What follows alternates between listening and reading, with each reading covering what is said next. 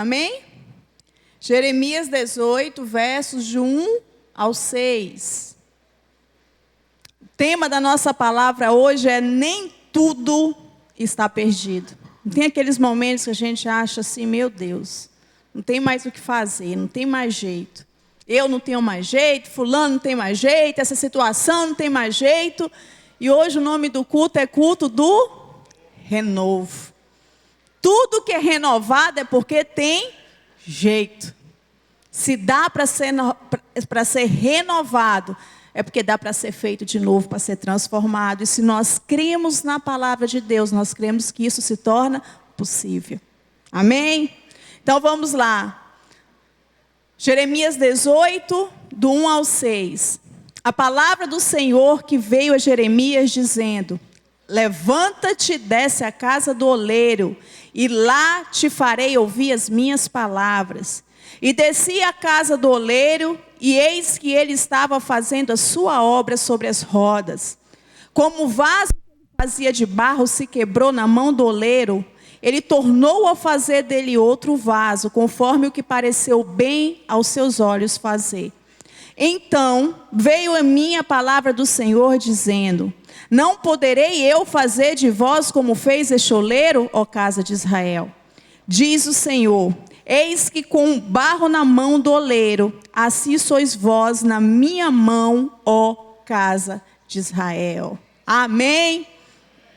Eu amo muito esse texto, eu acho um texto tão profundo, tão simples, mas tão profundo. Sabe, às vezes quando nós somos crianças, nós temos tantos super-heróis, né? Apesar que tem uns adultos que adoram os filmes de super-heróis. Como eu sou mãe de meninos, eu assisto todos eles. E às vezes eu digo para os meus meninos, para mexer com eles, né? Oh, coisa chata é ser mãe de menino, tem que estar vendo esses cabas feios da televisão, né? Ô, maiada feia. E eles falam assim: a senhora está muito engraçadinha. Mas, quando nós somos criança, nós temos esses homens que nós admiramos, esses super-heróis que nós achamos infalíveis, que são imutáveis e que você acha até que é eterno. Que os caras nunca morrem. Acontece tanta dificuldade, o cara nunca morre. E quando você começa ainda criança a conhecer a Bíblia, você tem alguns super-heróis na palavra de Deus também. Qual criança que não vê Sansão como o cara, o super-herói? Afinal, Sansão matou um leão. E as imagens que se vê de criança é o Sansão com o leão lá e o Sansão com a perna em cima do leão. Qual criança que não acha Davi um super-herói? Porque afinal Davi matou Golias e com uma baladeira, né? Com uma pedra, acertou a cabeça de Golias e Golias morreu. Só que nós crescemos, e quando nós crescemos, nós começamos a ver o mundo com outra perspectiva. E você começa a ver que aquelas pessoas que você achava um super-herói, uau, são pessoas falíveis. Que elas não são tão super como você achava que era. Você começa a ver que Sansão não era tudo aquilo, que era um homem que caía facilmente por uma mulher bela. Facilmente caía pelo prazer da carne. Aí você começa a conhecer Davi, você vê que Davi não é tudo aquilo que você imaginava, porque afinal Davi se tornou um assassino. Davi se tornou um homem adúltero. Mas a experiência também te faz ver que esses homens, tanto Davi como Sansão, eles foram alcançados pela graça de Deus. E essa graça os envolveu de uma forma que eles foram quebrados e refeitos novamente. O Senhor deu a eles uma segunda chance. Deus fez com que eles pudessem reiniciar. Claro que Sansão não teve a chance de Davi, porque quando ele teve o conserto dele, veio a morte, mas ele teve uma nova chance. Ele teve o conserto, ele foi refeito. Naquele momento de dor, naquele momento de privação, que ele estava preso ali, ele pôde ser quebrado e refeito novamente pelo Senhor. Nem que tenha sido a última experiência dele com o Senhor, mas ele viu uma nova chance ressurgir na vida dele. E Deus cumpriu a promessa que tinha através da vida de Sansão, que era destruir os filisteus. E esse texto tem algo muito especial porque o Senhor quer ministrar aos nossos corações essa noite. E no primeiro versículo aqui, ele começa dizendo que a palavra do Senhor veio a Jeremias dizendo: levanta-te, Jeremias, e vai à casa do oleiro. A casa do oleiro para nós hoje é a casa dele, a casa do Senhor. Ontem eu acho que eu abri o Face e eu vi uma confusão tão grande. Um pastor amigo meu postou uma foto da nova igreja que ele vai construir, que ele está construindo, ele está sonhando com essa igreja, está com um projeto, mostrou a foto. Ele falou assim: em breve essa nova igreja será construída.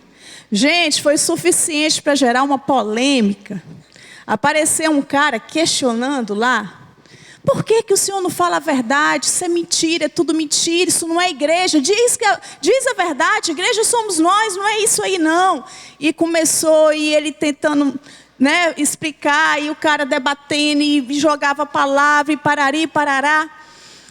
E hoje muitas pessoas, elas têm estado tão frustradas por decepções que aconteceu dentro das igrejas, que quando você fala assim, vai à casa do oleiro, não há necessidade de ir à casa do oleiro. Eu posso escutar Deus na minha casa. Eu posso ouvir Deus na minha casa. Eu não preciso sair daqui para ir em igreja nenhuma. Deus pode falar comigo aqui. Eu sou a igreja, só que esquece que igreja nós somos se tiver um ajuntamento de pessoas conosco. Aí nós tornamos igreja. Onde 1, 2 ou 3 estiverem reunidos ali em meu nome. Eu sozinho, eu não sou igreja. Quando Jesus ele vem para voltar para buscar a sua igreja, ele não vai buscar a Fabiana, ele vai buscar um grupo, um ajuntamento de pessoas que a igreja do Senhor é considerada a igreja do Senhor. Então as pessoas acham que hoje não há necessidade mais de ir na casa do oleiro. Só que Deus fala para Jeremias aqui, Deus não poderia ter falado com Jeremias aonde Jeremias estava? Deus queria ouvir a voz de Jeremias. Deus poderia ter falado com Jeremias ali. Mas Deus fala o seguinte: Jeremias, levanta-te e vai à casa do oleiro. Faz da forma que eu estou te falando. E a primeira lição que o Senhor nos dá aqui é justamente essa palavra: levanta-te. Levanta-te dessa situação. Sabe, por quantas vezes nós nos encontramos em determinadas situações que nós nos acostumamos com ela. Sabe aquela situação que ela não é boa, mas que ela já te gera um conforto, um certo conforto?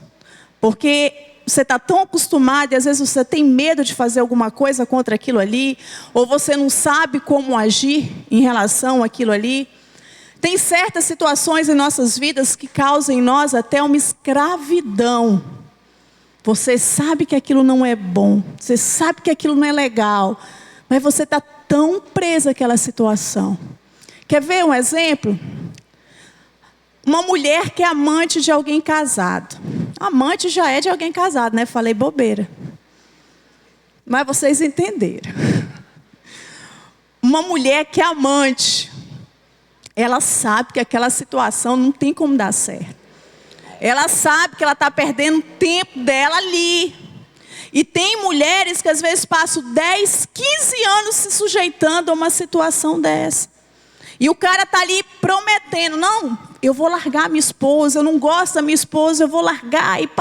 E ali vai persistindo, e a mulher vai ficando, vai perdendo a juventude dela, vai perdendo o tempo dela, vai perdendo oportunidades que surgem para ela, oportunidade de ter uma família sua para chamar de sua, para ter um marido seu para chamar de seu, mas não, ela vai vendo a vida passar.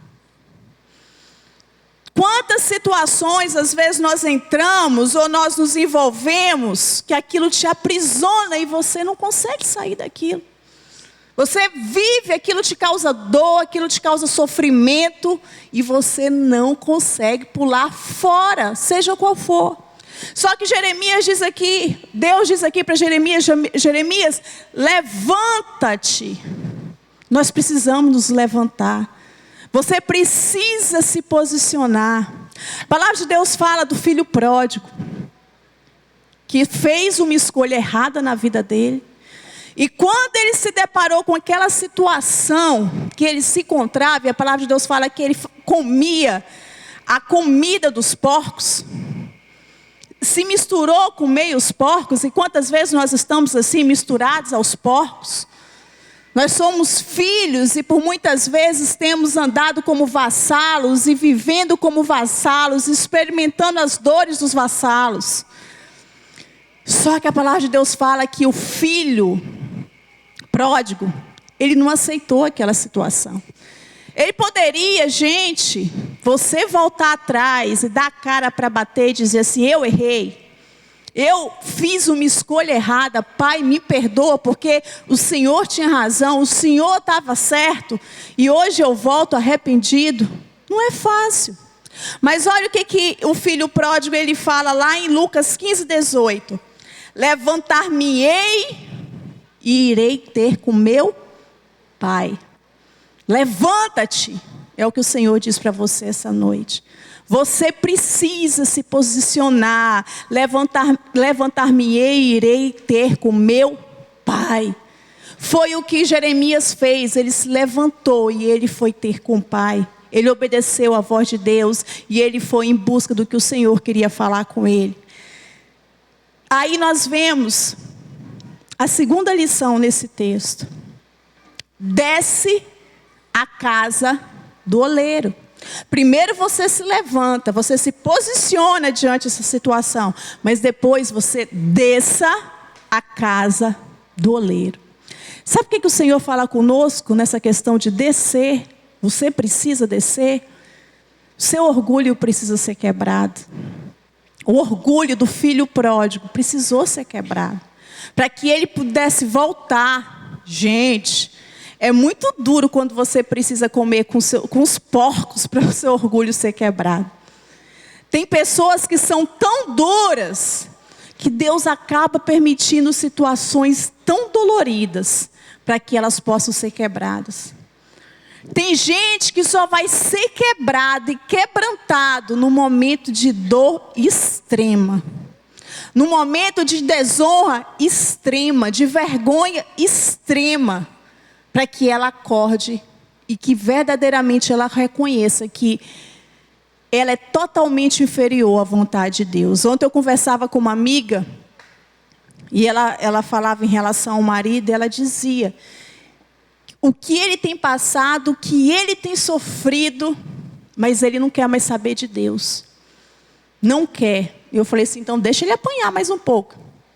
Ainda está precisando apanhar mais um pouquinho para ele reconhecer que ele necessita e que ele precisa da mão e do favor de Deus. Ele reconhece todos os erros dele. Ele sabe que tudo que ele está passando foi porque as escolhas dele foram erradas. Mas ainda assim o orgulho não deixa ele reconhecer que ele precisa, que ele necessita e que ele é totalmente dependente da graça e do favor de Deus. E eu dizia, então deixa que é só comer, se esse cabazinho aí ainda vai apanhar muito. Então, deixa eu te falar uma coisa. A palavra de Deus fala para nós de Naamã. Naamã precisou o orgulho dele ser quebrado para que ele pudesse ser restaurado, para que ele pudesse ser sarado. E aqui, quando Deus fala para Jeremias, Deus fala o quê? Desce a casa do oleiro. O profeta falou para Naamã, desce no rio.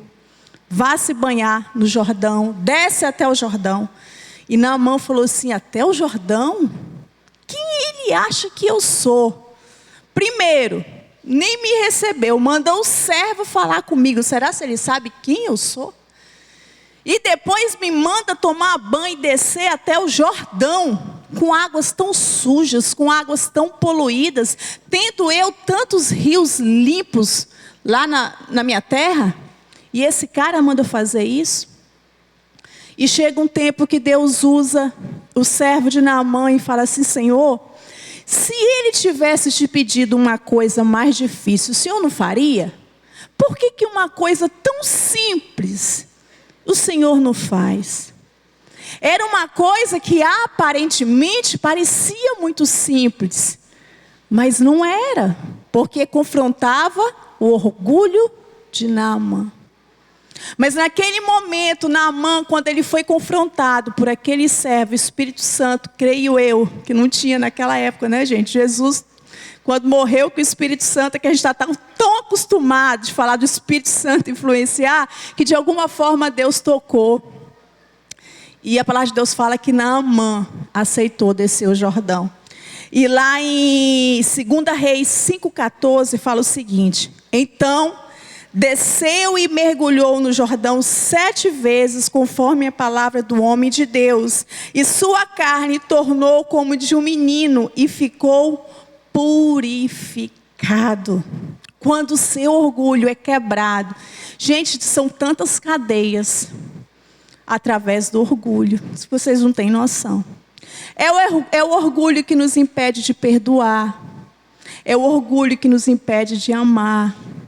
É o orgulho que impede tantas vezes o agir de Deus em nossas vidas. É o orgulho que nos impede de ver além. É o orgulho que nos impede de experimentar a boa, perfeita e agradável vontade do Senhor. Porque às vezes o Senhor está dizendo: o caminho é esse aqui. Você fala assim: não, eu tenho certeza que é esse aqui. Não, querido, olha, Deus está mandando você seguir isso aqui. Senão eu tenho certeza, e eu vou continuar aqui. Vai, quebra a cara. Porque não sabe ouvir, não tem a humildade de ouvir. É igual filho, quando pai fala, quando mãe fala: não pega esse caminho, não faz isso que não vai dar certo. Mas acha que sabe de tudo. Pai e mãe não sabem de nada. Eles sabem de tudo. Isso é muito perigoso. Tem homens também que não ouvem a sua esposa. A mulher, ela tem uma graça sobre a vida dela, que ela consegue perceber o perigo quando ele se aproxima. A mulher, ela sabe quando uma sociedade tem tudo para dar errado. A mulher, ela consegue perceber quando aquele amigo não é confiável. É incrível o dom que Deus deu para a mulher. Ela consegue enxergar além do que o homem consegue. Por tantas vezes as mulheres alertam os seus maridos e eles não querem escutar. Não aceita, porque acha que se ouvir conselho, ele não está sendo cabeça. Ele que manda, então tem que ser da forma dele. Sabe, isso eu sempre admirei meu pai. Meu pai tem aquele jeitão dele bravo, né? Nervoso. E claro que a primeira palavra dele é sempre não. Eu cresci vendo isso. A mamãe, quando ele ia fazer algum negócio, alguma coisa, a mamãe chegava e dizia assim: Antônio, esse negócio não é assim. Ah, você não sabe de nada. E saía. Mas você podia ter certeza que ele ia fazer exatamente o que ela tinha falado. Na hora ele dizia que não, ele dizia que não concordava, mas ele fazia exatamente da forma que ela falava. E talvez é por isso que a vida dele tenha dado certo até hoje. Quando Deus fala que a mulher é ajudadora, é isso, a mulher, ela desperta aquilo que o homem não consegue ver, aquilo que o homem não consegue enxergar. Então, por muitas vezes, o homem com orgulho, Deus quer usar quem está do seu lado para falar com você, para te dar uma direção em relação ao trabalho, para te dar uma direção em relação àquela sociedade, uma direção em relação ao amigo. E você acha que você sabe tudo e que não precisa dela. Ela não está aí do seu lado à toa. Deus colocou com um propósito. Com um propósito. E um deles é ser sua auxiliadora. Resumindo o negócio, não deixar você fazer besteira. Né, Meire? Não deixar você fazer besteira. Então, seja mais atenado para aquilo que o Espírito quer te falar através do seu pai, da sua mãe, da sua esposa. Terceiro ponto que nós vemos aqui nessa passagem. Essa palavra é muito forte. Quebrar. O vaso quebrou na mão daquele oleiro. Olha só a situação de Jeremias. Deus fala assim para Jeremias: Jeremias, você vai... desce a casa do oleiro que eu vou falar com você lá. Aí Jeremias chega, está lá o cara, o oleiro, trabalhando calado. Não abre a boca. E Jeremias deve ter pensado: Deus manda eu vir aqui. Que quer falar comigo? O cara está mudo. O cara não fala nada. E quantas vezes, às vezes a gente vem na casa do oleiro querendo ouvir uma palavra, não é? Quantas vezes você sai de casa, Senhor, fala comigo. Ou Jesus, eu preciso tanto da sua direção, eu preciso tanto ouvir a sua voz, fala comigo. Aí você vem, senta e você fala assim, meu Deus, não falou nada comigo. Não falou nada que eu quero escutar, meu Deus, nada em relação a essa situação, eu continuo na mesma. Mas sabe, quando você às vezes sai da igreja e você vê uma cena, algo que acontece quando você pensa que não, meu Deus, Deus está falando comigo. Em uma situação Deus fala com você. Eu sou ministrada por Deus até assistindo aqueles filmes da Record de criança que passa de domingo, os desenhos animados, que todo domingo é o mesmo. Mas Deus fala. Às vezes eu estou assistindo um filme e quando eu penso, Deus ministra no meu coração algo. Gente, eu estava falando de Naamã, semana passada foi a última semana, eu confessar meu pecado aqui, eu assisti a última semana de Jezabel, pastor. Lava, Senhor. Gente, eu fui tão ministrada naquele momento, não pela cura de Naamã, mas pela vida de Geazi. Que quando Geazi sai, né, com aquela mentira, porque Eliseu não aceitou o pagamento de Naamã. Eliseu sabia que Deus, que tinha feito a cura, não tinha sido ele. Então ele não tinha direito a nada daquilo, ou merecimento a nada daquilo. E Geazi sai e inventa uma mentira lá e consegue pegar uma parte daquele dinheiro. E quando ele volta, ele continua mentindo. Quando Eliseu pergunta, onde você estava? Não, eu estava por aqui mesmo. E quando Eliseu fala assim, você não sabe que meu espírito estava lá com você naquele lugar? E a lepra que estava sobre Naamã, ela vai cair sobre você agora e sobre a sua descendência. Uau! É muito forte. As nossas escolhas têm tocado, eu tenho falado aqui, nos nossos descendentes que não têm culpa de nada. Muitos nem nasceram ainda. Uma escolha errada de Geazi, porque o cara andava com o profeta. Gente, ele tinha acabado de experimentar um grande milagre. Os olhos dele viram a cura de Naamã. Ele tinha acabado de ver Deus usar a vida de Eliseu para abençoar Naamã. E o cara, quando viu o dinheiro, cegou, perdeu totalmente o temor a Deus. Quantas vezes nós temos perdido o temor a Deus? Quantos homens e mulheres têm perdido o temor a Deus e por causa de uma situação cega e esquece quem é o Senhor? É impressionante. Então, quando Deus quer falar conosco, Ele fala em situações simples. Às vezes você numa padaria, você assistindo uma televisão, você tomando um café com alguém, você vendo uma cena de uma mãe com uma criança, Ele fala com você. Só que aí, o profeta Jeremias chegou lá e aquele cara está calado. E o profeta ficou assistindo a cena. De repente, ele vê aquele oleiro fazendo vaso, e aquele vaso racha, e aquele oleiro pega o vaso e desmancha aquele barro, e ele começa a modelar novamente aquele vaso. E naquele momento, Jeremias despertou. Deus está falando comigo. Deus quer falar comigo através dessa situação. Sabe, nós somos vasos, porque nós somos barro. Lembra quando Adão foi formado lá no Éden? Foi formado do barro. Oleiro aqui fala do Senhor. Nós somos esses vasos. Era isso que Deus queria que Jeremias entendesse em relação a Israel, que estava distante dele, Israel que estava sofrendo e que estava quebrado. Era um povo que estava destruído. Que Deus estava dizendo assim, Jeremias, eu estou fazendo isso para refazer novamente esse povo. Refazer esse povo. Então deixa eu te falar uma coisa. Muitas das situações vividas em nossas vidas fazem parte de um plano de resgate do Senhor. Eu não sei o que você tem passado, o que você tem vivido, o tamanho da sua dor.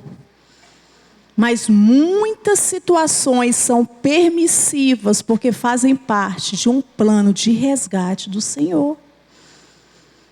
Situações têm nos afastado dele, situações têm nos tirado da presença dele.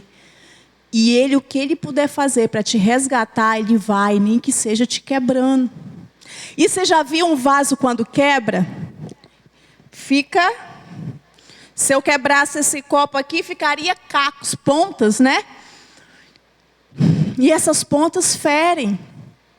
Essas pontas machucam. E geralmente pessoas, nem sempre, mas geralmente pessoas quebradas, elas machucam outras pessoas. As pessoas quebram, nós quebramos. Quem já não subiu, talvez os pastores que estão aqui, quem já não subiu quebrado para ministrar a palavra de Deus aqui? Quem já não foi para um GC quebrado? Eu já fiquei uma vez no carro parado em frente de uma anfitriã antiga, chorando dentro do carro, falando para Deus que eu não sabia como é que eu ia descer, que eu não tinha ânimo nenhum para falar aquela noite. Coloquei um louvor, chorei, ainda me lembro do louvor, aquele da Bruna Carla. Sou humano, não consigo ser perfeito. Deixei Deus ministrar no meu coração, enxuguei as lágrimas, desci. Ah, irmãos, é mais Deus apronta, né? Quando eu entrei, que eu estou lá já inteira, coloco o que para tocar? O mesmo louvor. Abri a boca e chorar de novo. Mas é assim. Quantas vezes nós chegamos quebrados? Agora eu tenho que ter cuidado que aquilo que me causou dor não pode ser justificativa para eu machucar outros, para eu ferir outros. Sabe, eu preparando essa palavra, achei essa parábola do Schopenhauer, não sei se vocês conhecem, um filósofo alemão, que ele tem uma parábola que ele fala sobre relacionamento. E ele se baseia no porco-espinho para falar sobre o relacionamento humano. Você conhece essa parábola? Ele fala de um grupo de porcos-espinhos que estavam num determinado lugar que era muito frio. E esses porcos, em função do frio, foram se ajuntar para ver se um aquecia o outro. Só que esqueceram de um detalhe: os espinhos de um feriam o outro. Aí eles perceberam que quando eles se aproximavam, eles se machucavam. Aí eles se afastavam de novo. Mas quando eles se afastavam, o frio era profundo, doía nos ossos. Eles se aproximavam de novo. E eles ficaram nessa dúvida cruel, porque aí eles não sabiam se ficavam entre o afastamento, que matava sozinho, ou o ajuntamento que mata de perto. Você já viu o ajuntamento que mata? Às vezes você quer estar junto, quer estar em comunhão, mas você é morto dentro da igreja. As pessoas te ferem dentro da igreja, as pessoas te matam dentro da igreja. E aqueles porcos espinhos, eles se debandaram. Esse negócio aqui não está dando certo, a gente está sendo ferido. Só que no momento que eles se afastaram daquele grupamento, muitos morreram em favor do frio. E eles falaram assim: a gente vai ter que voltar, vai tentar ficar junto de novo. Só que aí eles conseguiram encontrar o equilíbrio de estar perto sem estar tão perto. Você entende como é que é? Um aquece o outro, mas o meu espinho não toca em você e o seu espinho não toca em mim. E a gente conserva junto e a gente permanece junto. Um cuida do outro sem que um fira o outro. E Schopenhauer trouxe isso para o relacionamento humano, que ele fala que a convivência humana é onde tem 2 ou 3 pessoas ali reunidas. E já começa esses problemas, porque às vezes o seu espinho machuca o irmão. E o espinho do irmão, ou o caco do irmão que está sendo quebrado, ele te fere profundamente também. Só que você precisa entender que você sozinho, longe desse ajuntamento, não há vida, você morre. E que você precisa encontrar o equilíbrio para viver com seu irmão, um cuidando do outro, sem que um machuque ou fira o outro. E isso não é só para dentro da igreja, é para dentro do seu lar. Sabe aquele marido que está cheio de problema lá em casa, na rua, o caco todo quebrado e chega e machuca a mulher? Ou vice-versa. A mulher está cheia de caco, está toda quebrada por dentro e machuca e começa a ferir os filhos, que não tem nada a ver com o que está acontecendo. Então você entende que nós precisamos encontrar um equilíbrio. Porque o Senhor, Ele quer realmente quebrar a nossa vida para que Ele possa fazer de novo. Realmente Ele quer quebrar. Eu só preciso me deixar ser quebrada. E para a gente encerrar, o último ponto. Deixa eu só ler para vocês um versículo de Isaías que eu achei tão forte. Sabe o que Isaías vai dizer? Que Deus trabalha com cacos entre cacos. Isaías 45:9. Ai daquele que contende com o seu Criador, caco entre outros cacos de barro. Então você é um caco que Ele trabalha com você dentro de outros cacos. Você precisa estar junto. E junto nós vamos ser restaurados. O último ponto que eu quero falar com você está no verso 6. Não poderei eu fazer de vós como fez este oleiro, ó casa de Israel, diz o Senhor. Eis que como barro na mão do oleiro, assim sois vós na minha mão, ó casa de Israel. Aleluia. Nós somos esses vasos. Deixa eu te falar uma coisa. Eu não conheço a sua vida, eu não sei pelo que você já passou. Talvez tem tantas marcas aí no seu coração. Talvez tantas cicatrizes que fizeram você se tornar uma pessoa tão dura hoje. Talvez pessoa tão amarga, tão desconfiada. Talvez até orgulhosa, porque as circunstâncias da vida te tornou orgulhoso. Te tornou duro, endurecido. Eu não sei. Talvez nós tenhamos pessoas aqui essa noite que nesse processo de refazer, sabe, que quebra, que você está quebrado e que você fala assim, meu Deus, são tantas cicatrizes, tantas marcas. Talvez tem pessoas aqui que sofreu abandono. Sofreu abandono quando era criança ainda. Foi abandonada. Talvez tenha pessoas aqui que foram decepcionadas, frustradas. Sabe, colocou toda expectativa em um amor. Colocou toda a sua expectativa em um relacionamento. E aquela pessoa te abandonou, aquela pessoa te deixou, aquela pessoa te trocou por outra. Talvez pessoas aqui que sentem falta de um referencial de um pai, porque nunca tiveram esse referencial de um pai. Porque o pai talvez tenha te trocado por um outro lar, por uma outra esposa, por outros filhos, e você não tem um relacionamento saudável com o seu pai, porque você não consegue perdoar o seu pai por isso. E o Senhor está tentando juntar esses cacos da sua vida. Talvez você, por algum momento, tenha sofrido um abuso sexualmente. E isso tem criado tantas cicatrizes na sua vida, tantas dores. E você não consegue hoje ter um relacionamento saudável, porque você foi violentado lá atrás. Muitas pessoas, e se você conversar com um grande número de pessoas que hoje estão no homossexualismo, eu não estou dizendo que são todas, mas 80% foram violentados na infância. De alguma forma eles foram marcados lá na infância. De alguma forma eles foram abusados, ainda quando eram tão crianças, tão indefesas, tão inocentes. E talvez você está aqui essa noite e você foi tão marcada. Tão marcada.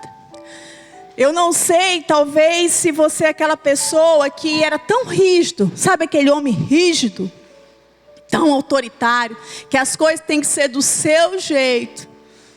Da forma que você dita, porque você é muito correto, porque você tem moral para falar.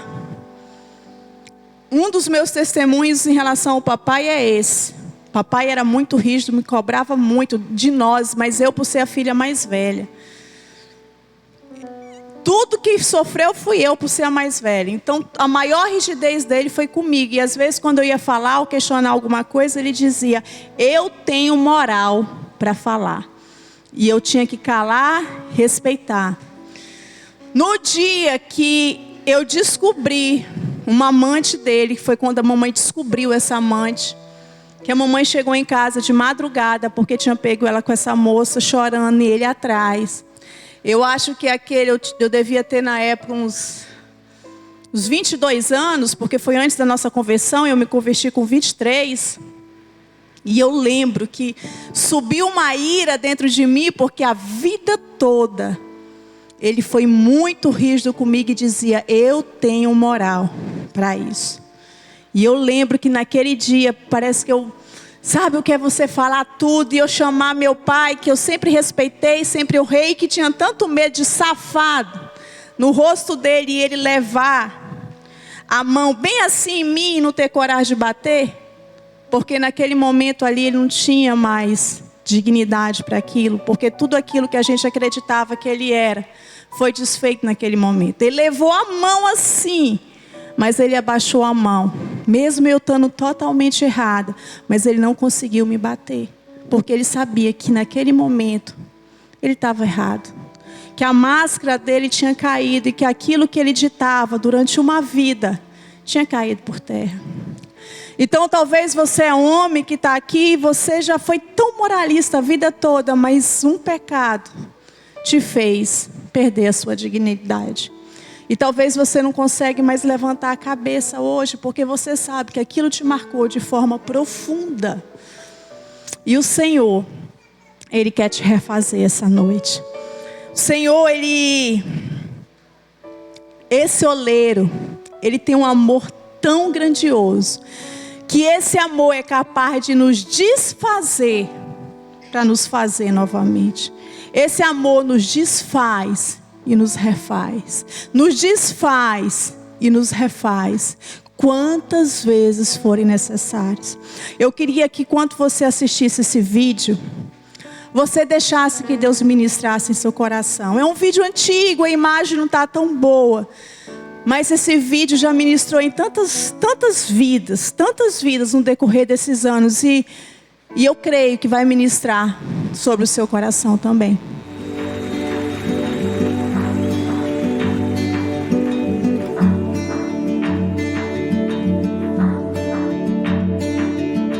Eu sou aquela menina.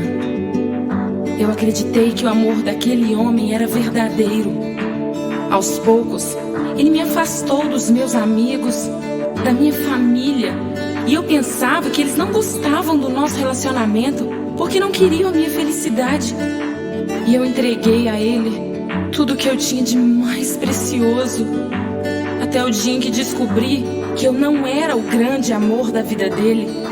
Eu era apenas uma de mais 3. Teu amor me desfaz,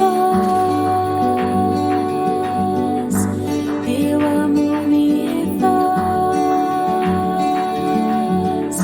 quebra tudo e faz de novo, e de novo teu amor me desfaz. Teu amor me refaz, quebra tudo e faz de novo, e de novo teu amor me refaz. Eu sou aquele menino. Eu cresci sem um referencial de pai. Me fez falta um ombro amigo, alguém importante que pudesse me ensinar aonde ir, o que fazer, alguém que estivesse ali por mim. Eu me senti abandonado, rejeitado, sem chão, sem valor. Por quê? Por que comigo? Eu era tão pequena. Por que ele me tocou assim? Eu me senti tão suja, tão desprezível, indigna, tão usada. Oh Deus,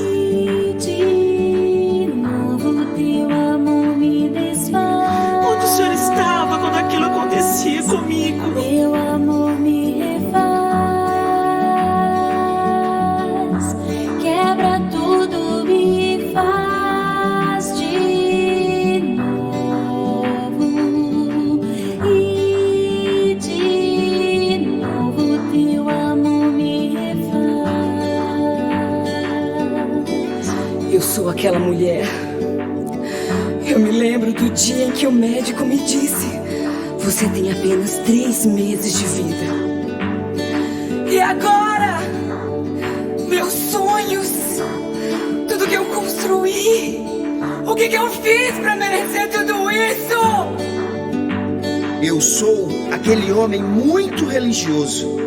Para mim, tudo tinha que estar perfeito. Na minha casa, todos tinham que andar na linha. Eu era muito rígido, comigo mesmo e principalmente com os outros. Até que um dia, eu caí. Teu amor me desfaz. Eu caí. Teu amor me refaz. Quebra tudo e faz de novo. E de novo teu amor me desfaz. Teu amor me refaz. Quebra tudo e faz de novo. E de novo teu amor me refaz. Deus, onde você está? O Senhor está me O Senhor ouvindo? está me ouvindo? Será que o Senhor pode me restaurar? Pode pegar os cacos da minha vida e me fazer de novo? Eu me arrependo, Senhor. Perdão, Senhor. Perdão. Será que o Senhor pode ser o meu pai? Eu preciso tanto de colo. Cura-me, Senhor. Por muitas vezes nós nos encontramos assim, questionando Deus: Senhor, aonde o Senhor está? Aonde o Senhor está que não está vendo tudo que eu estou passando? Onde é que o Senhor está que o Senhor não vê a minha dor, que não enxerga a minha dor? Aonde o Senhor estava quando tudo isso aconteceu? Mas sabe, esse amor é tão perfeito que em tudo Ele tem um plano. Mesmo em meio à sua dor, há um plano. Mesmo que você não entenda agora, mesmo que você não compreenda agora, mesmo em meio a essa dor, há um plano tão esplêndido do Senhor. Todas as coisas cooperam para o seu bem, mesmo que você não entenda, mesmo que você não compreenda. Essa semana o Face me lembrou de uma postagem que eu fiz uns anos atrás, num momento tão difícil da minha vida. E na postagem parece uma mulher sem olhos. E um gilete cortando assim os olhos dela, abrindo. E a frase era assim: talvez a coisa mais dolorida que você já tenha vivido foi permitir que os seus olhos fossem abertos. Tem coisas que nós não queremos ver, tem coisas que nós não queremos enxergar, tem coisas que nós preferimos não saber. Mas a palavra de Deus fala que o Senhor, Ele traz à luz todas as coisas. Porque quando a luz adentra, as trevas são destruídas em nossas vidas. Ele tem um propósito, então deixe-se quebrar por Ele. Hoje eu estava orando por essa palavra e eu dizendo: Senhor, quantas vezes já fui quebrada, mas eu estou tão grata, porque cada vez que o Senhor me quebrou, me refez, me quebrou, me refez, e eu estou aqui. Quantas vezes forem necessárias, faça, Senhor. Quebra-me e refaz, porque eu sei que eu sou tão imperfeita ainda, e que tem tantas coisas que precisam ser moldadas e transformadas na minha vida ainda. E isso só vai ser possível se Ele me quebrar. O Senhor não quer te fazer remendos. Você colocaria um vaso na sua sala que tivesse remendado com uma brecha ali? Não. O oleiro não fez remendo naquele vaso. O oleiro quebrou, moldou aquele vaso novamente e fez um vaso pleno, bonito para a glória dele. É isso que o Senhor quer fazer de nós. Se você for olhar a história de Mariana, veja Mariana antes e depois do rompimento da barragem. Mas os especialistas disseram que havia trincas que por anos permaneceram ali naquela barragem, dando um aviso, até que a destruição veio e acabou com tudo. Então o Senhor não quer arrumar trincas na sua vida. Deus, Ele quer te desfazer, para que Ele possa fazer na plenitude da santidade dEle. Ele quer mudar e moldar o seu caráter, conforme o caráter dEle. E cada vez que você permitir que o oleiro te molde, você vai ficar com as digitais do oleiro. As digitais, o seu caráter vai ficar parecido com Ele. Você vai ficar mais parecido com Ele.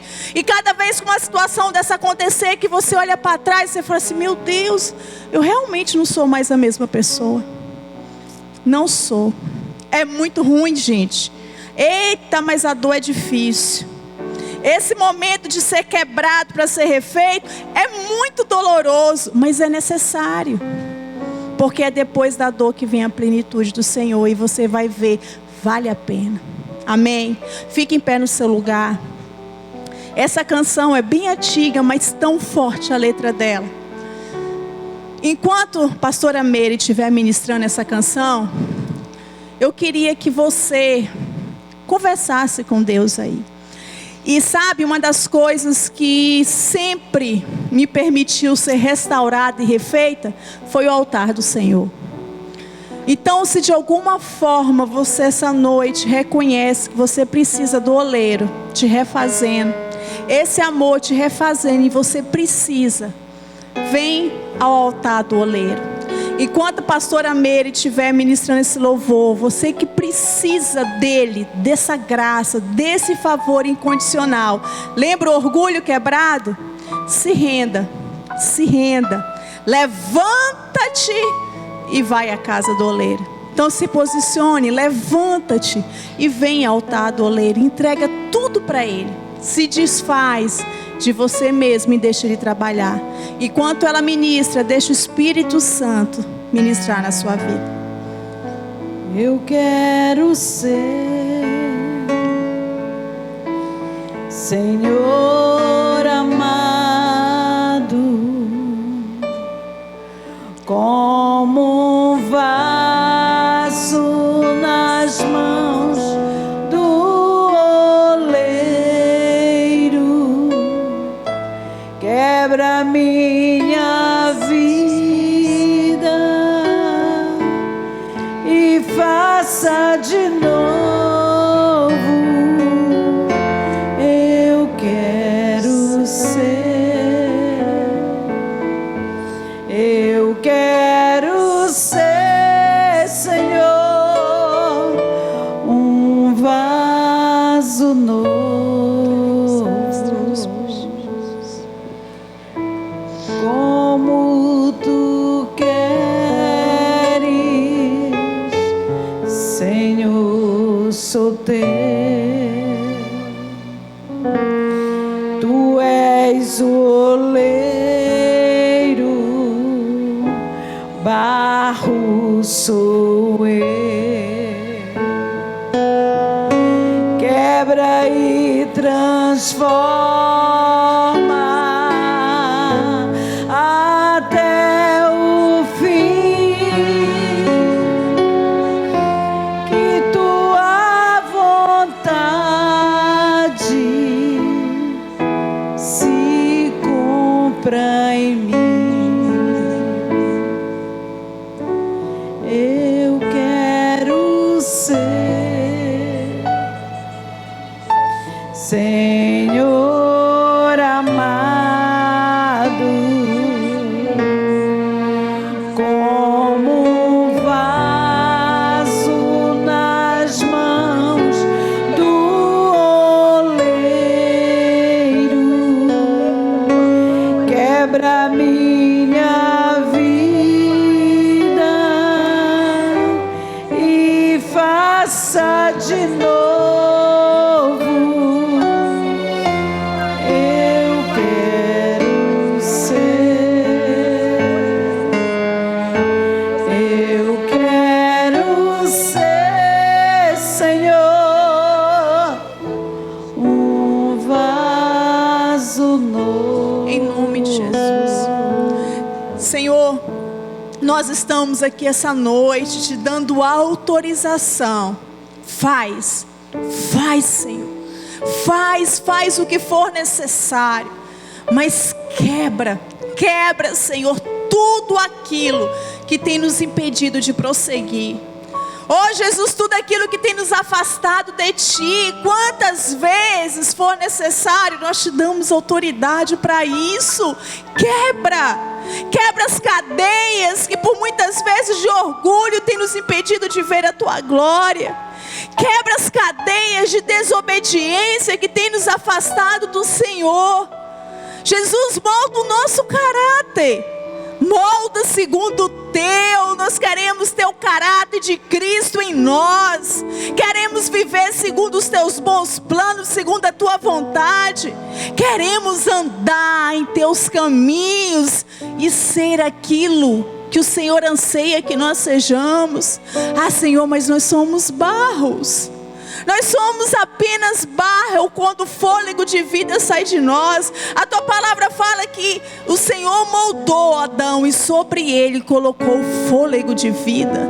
O Teu Espírito estava sobre ele. Jesus, e por tantas vezes nós perdemos o fôlego de vida e somos apenas barros que precisam da Tua misericórdia, que precisam da Tua graça. Jesus, nós somos tão frágeis. Por qualquer coisa, por muitas vezes nós nos ferimos, nós machucamos. E por estarmos doentes, feridos, quantas vezes nós ferimos e machucamos outras pessoas também. Senhor Deus, eu oro pelo coração dos meus irmãos que estão aqui essa noite, que de alguma forma foram marcados, Senhor, na sua história, ou por uma violência sexual, ou por uma rejeição, por um abandono. Eu oro por pessoas que estão aqui que talvez receberam um laudo de morte. Talvez tenham pessoas aqui que estão sem perspectiva de futuro, sem perspectiva de vida.